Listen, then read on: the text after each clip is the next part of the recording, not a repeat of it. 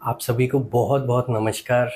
आज हमारा business growth and success with अमेल्सियस सीरीज़ का फेसबुक लाइव नंबर 10 है। और आज का जो हमारा सेक्टर है दैट इज़ जो इवन लाइव का जो टॉपिक भी है वो है real estate business growth and success with अमेल्सियस। रियल एस्टेट बहुत ही इम्पोर्टेंट सेक्टर है हमारी इकोनॉमी का। इसके बारे में अभी डिस्कस करते हैं हम, और इस टॉपिक को हम समझते हैं एक स्टोरी के माध्यम से। रियल एस्टेट में क्या चैलेंजेस हैं, कैसे है। तो डेफिनेटली बहुत वास्ट ये टॉपिक है, बट कोशिश करते हैं कि हम जो हमारे 10 से 15 मिनट हमारे को होते हैं हमारे पास, उसमें फोकस करते हैं। तो स्टोरी, जैसे कि आप सभी जानते हैं, हमारे जो स्टोरी के मेन कैरेक्टर रहते हैं वो हैं राज। तो राज एक रियल एस्टेट एजेंट हैं, और रियल एस्टेट में बहुत दिन रात कड़ी मेहनत कर रहे हैं। वो खूब सारा हार्डवर्क कर रहे हैं, बट जैसे कि हम सभी जानते हैं कि रियल एस्टेट में कंपटीशन बहुत ज़्यादा होता है। तो इतना इजी नहीं है वहाँ पे सक्सेस को पाना।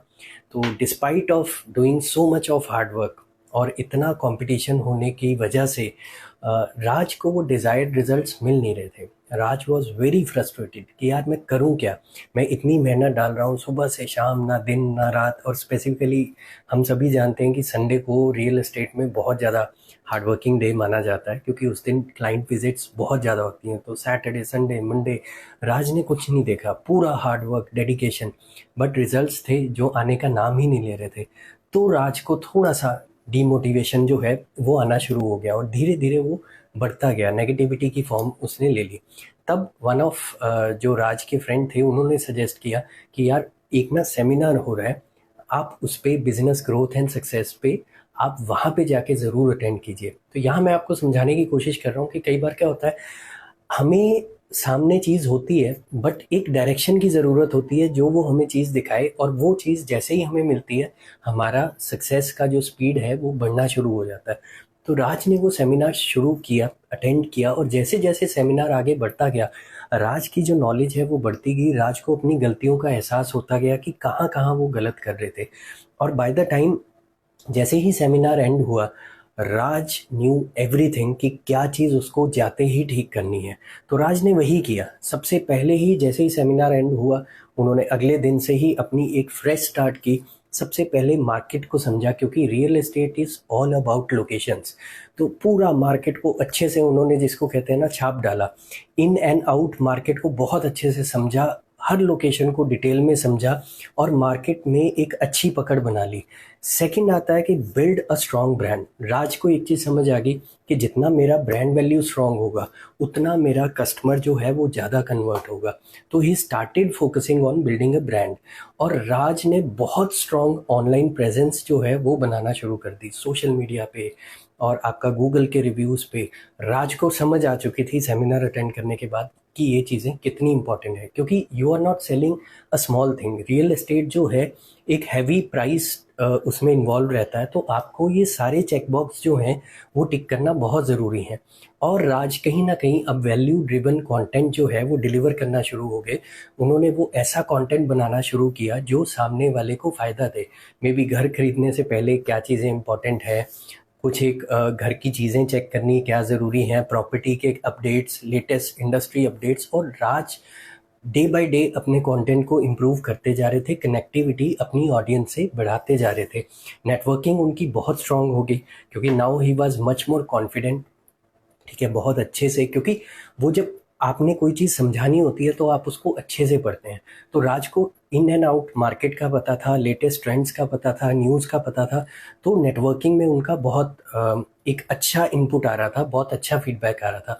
देन एक्सेप्शनल क्लाइंट सर्विस, ये बहुत इंपॉर्टेंट है। कई बार क्या होता है कि हम रियल एस्टेट में ना इस चीज़ को नज़रअंदाज कर देते हैं, बट एक्सेप्शनल क्लाइंट सर्विस दीजिए कि क्लाइंट बस बोले वाह मज़ा आ गया। मतलब इतना प्रोफेशनल डेडिकेशन मैंने किसी और इंडस्ट्री में नहीं देखा जितना रियल एस्टेट में है, और वाकई ही आप फील करेंगे उस चीज़ को। उसके बाद आ जाता है आपका कंसिस्टेंट फॉलोअप्स। ये बहुत इंपॉर्टेंट है, क्योंकि आपका टिकट साइज़ बड़ा है। तो कई बार ऐसे नहीं होता कि कई बार ये चीज़ हो सकती है, रेयरली, कि एकदम से डील कन्वर्ट होगी। अदरवाइज आपको फॉलोअप्स रिक्वायर्ड होते हैं। तो मेक श्योर कि आप कंसिस्टेंट फॉलोअप्स रखिए। जब राज ने ये सारी चीज़ें शुरू की, फिर उन्हें समझ आया कि नहीं यार, मुझे टेक्नोलॉजी और ऑटोमेशन पे भी इन्वेस्ट करना चाहिए। तो राज ने वो चीज़ भी किया, सिस्टम्स हुए लेटेस्ट, या जो ऑटोमेट वो कर सकते थे चीज़ें सीआरएम्स के थ्रू, वो की, ताकि कोई भी लीड मिस ना हो। और कहीं ना कहीं राज ने जो रिव्यूज़ थे, टेस्टिमोनियल्स थे, उनको बहुत अच्छे से डिस्प्ले किया, एक ट्रस्ट बिल्डअप किया। तो इस तरह से राज ने एक पूरा एम्पायर खड़ा कर लिया अपना। और कहाँ राज एक स्ट्रगलिंग रियल एस्टेट एजेंट थे, वहाँ से सीधा ही एक trusted and successful real estate expert बन गए। इतनी पावर है अगर आप चीज़ों को कंसिस्टेंसी से करते हैं और एक तरीके से करते हैं। कोई भी क्वेश्चन है, डाउट है, तो आप पूछ सकते हैं यहाँ पे कमेंट में डाल के, डेफिनेटली उसका आंसर होगा। और हर बार, हर सेशन में हमारी कोशिश यही होती है कि एक नया फील्ड के साथ हम आए। लास्ट टाइम हमने रिटेल बिजनेस पे किया था, आज हम रियल एस्टेट बिजनेस पे कर रहे हैं। नेक्स्ट वीक जो आपके सजेशंस आएंगे उस हिसाब से हम लोग करेंगे। तो अब ये हमारी स्टोरी थी। स्टोरी में भी हमने काफ़ी टॉपिक को तो कवर किया, लेकिन ये रियल एस्टेट सेक्टर इतना इम्पोर्टेंट क्यों है, इतना क्रूशल क्यों है, हम बात करते हैं उस पे। तो देखिए, सबसे पहले तो ये एक इकोनॉमिक इंडिकेटर है कि आपका अगर रियल एस्टेट ग्रो कर रहा है, दैट मीन्स कि इकोनॉमी भी ग्रो कर रही है, जिसका मतलब है कि मोर जॉब क्रिएशन, ज़्यादा से ज़्यादा लोगों को जॉब मिलेगी, इन्वेस्टमेंट की अपॉर्चुनिटीज़ कहीं ना कहीं खुल जाती है अगर रियल एस्टेट ग्रो कर रहा है, क्योंकि आपको रिटर्न अच्छा मिलना शुरू हो जाता है। और इंफ्रास्ट्रक्चर में जो डेवलपमेंट है वो तो है ही है। तो इतना क्रूशल है, और कहीं ना कहीं ये बैकबोन है एक इकॉनमी की, क्योंकि बेसिकली इंफ्रास्ट्रक्चर बहुत मैटर करता है। उसके बाद building a strong brand identity, जो राज ने वर्कआउट की चीज़ें, कि एक ब्रांड आइडेंटिटी जब आपकी होती है तो आप बाकियों से थोड़ा सा अलग हो जाते हैं, और वही चीज़ आपके लिए एक यूएसपी का काम करती है।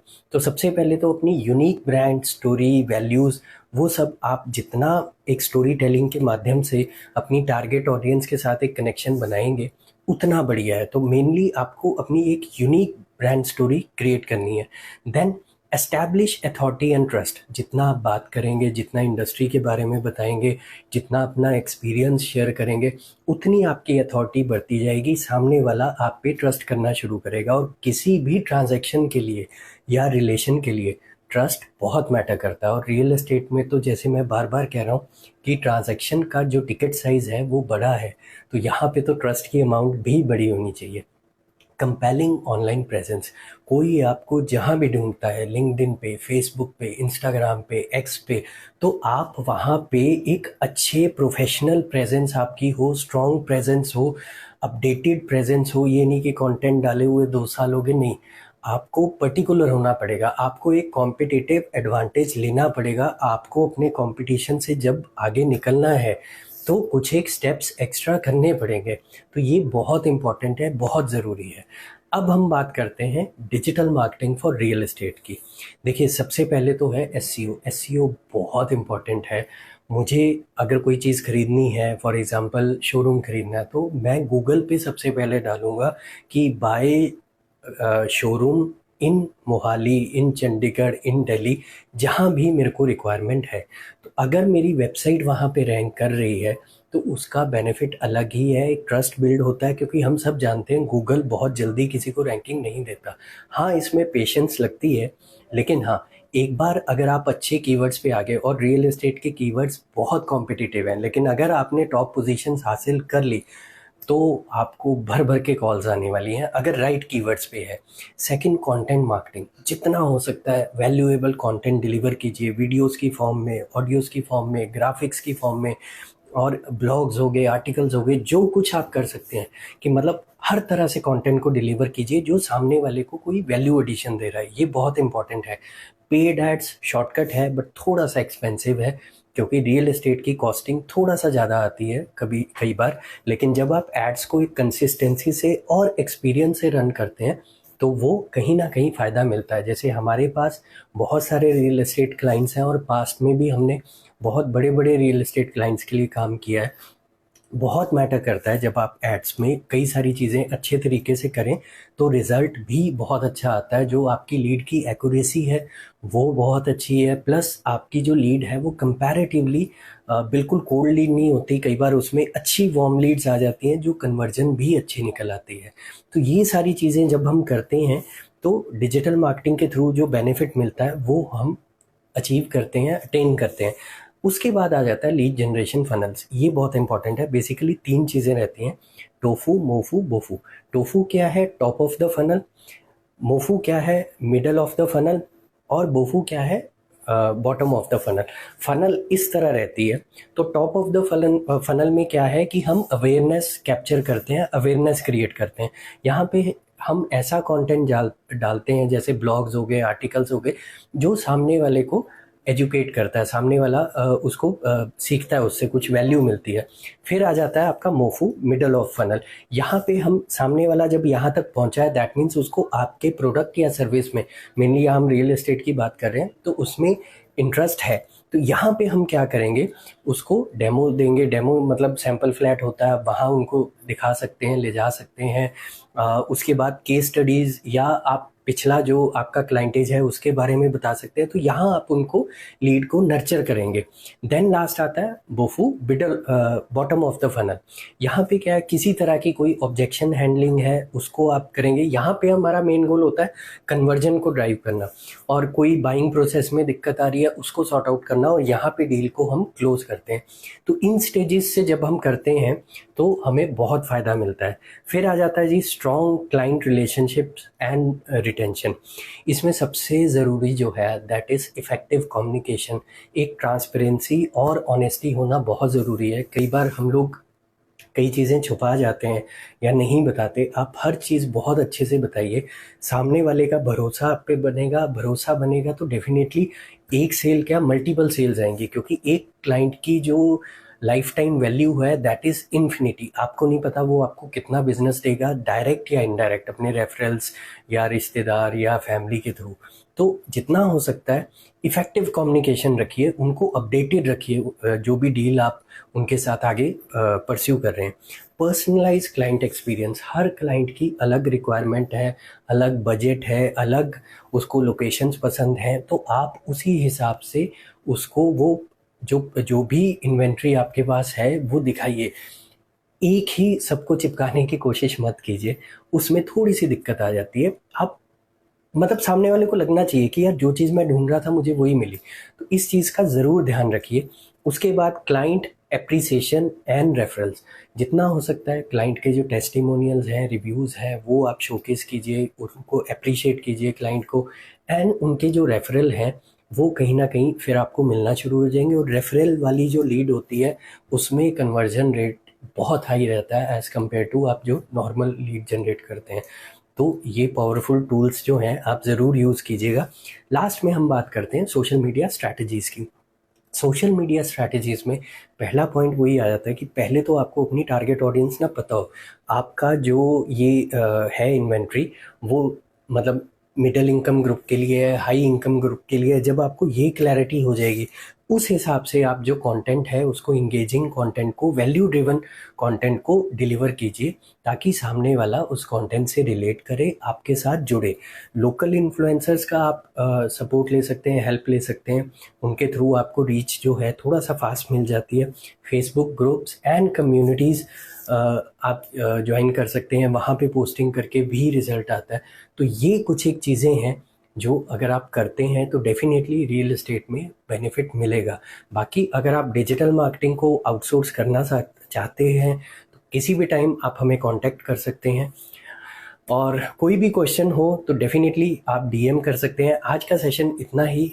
Next Thursday 3 PM Facebook live में हम फिर मिलेंगे किसी नए बिजनेस के साथ। तब तक के लिए धन्यवाद। आपकी जो ये पूरा वीक रहे बहुत ही बढ़िया रहे, बहुत सारी सक्सेस, खुशियाँ और बहुत कुछ लाइफ में जो जो आप इच्छाएं रखते हैं वो मिले। तब तक के लिए कीप स्माइलिंग। मिलते हैं next Thursday 3 PM sharp on Facebook live. धन्यवाद। Take care. Bye bye.